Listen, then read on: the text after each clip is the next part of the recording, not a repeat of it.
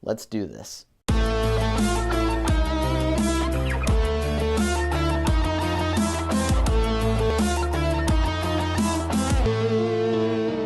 Hey everybody, welcome to Wright at the Movies. If you're looking for reviews on movies, you've come to the right place. Today I'm talking about 50 Shades Darker.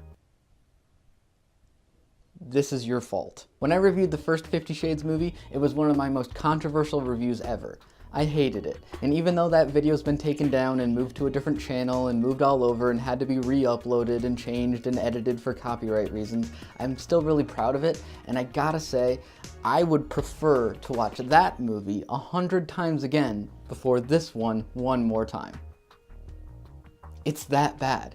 I don't even know how that's possible. I don't know how you can manage to make a worse movie than the first one, but they've figured out a way.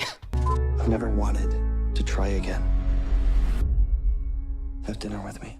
Okay, fine. I will have dinner with you because I'm hungry. So for those who don't know, I don't know how, 50 Shades of Grey was this book, and it was a big thing. A bunch of moms were reading it. It's a bunch of BDSM lady porn. And then they made a movie about it, and it's just as terrible. It was written on a BlackBerry. It's a Twilight fan fiction that had the names changed. It became this huge thing, a really too huge thing, and now there's a movie, and now there's a sequel movie, and it's even worse. This time, after they broke up from the first movie, they're back together, and they're trying to make things work. They're trying to figure out each other's brains. They're trying to figure out each other's hearts, and it's complicated. These movies are so bad, it feels like I'm being punished for them, like they're my fault. I feel like this movie is just somebody's weird fetish to punish film critics. I have never in my life seen a movie with such little regard for actual filmmaking or actual storytelling. It's unreal. Sure, things happen in the movie, events transpire, but there's no plot.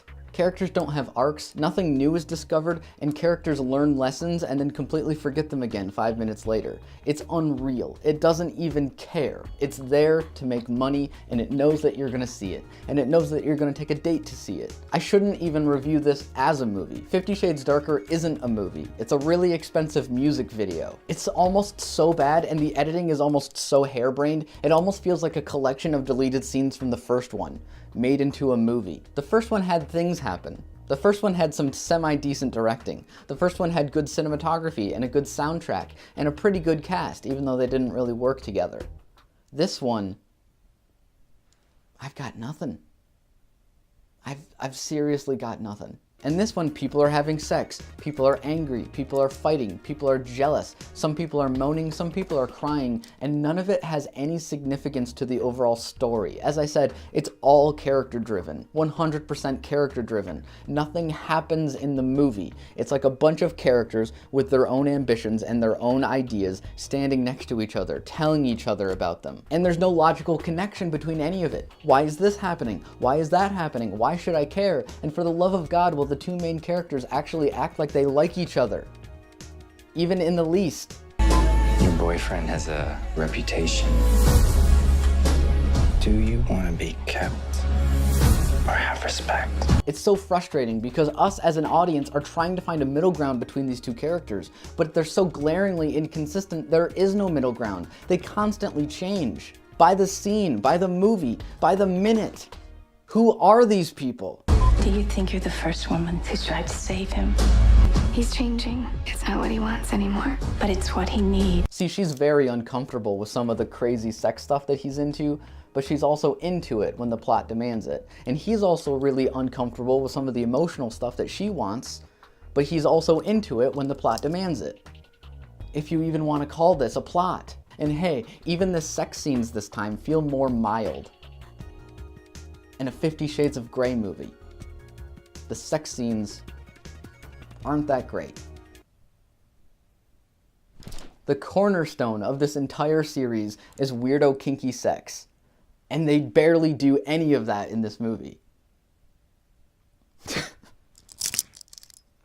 Maybe because the shock of it is all wearing off, maybe because I'm a little bit older since I saw the first movie, maybe because the budget has slashed, but this movie feels so much more underwhelming than the first one. Man, I never thought I would be asking for more pointless sex scenes, but that's what this movie's done to me. Please.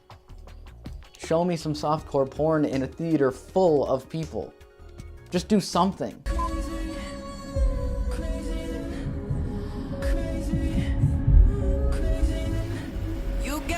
I'm trying to be balanced. I'm trying to be critical, but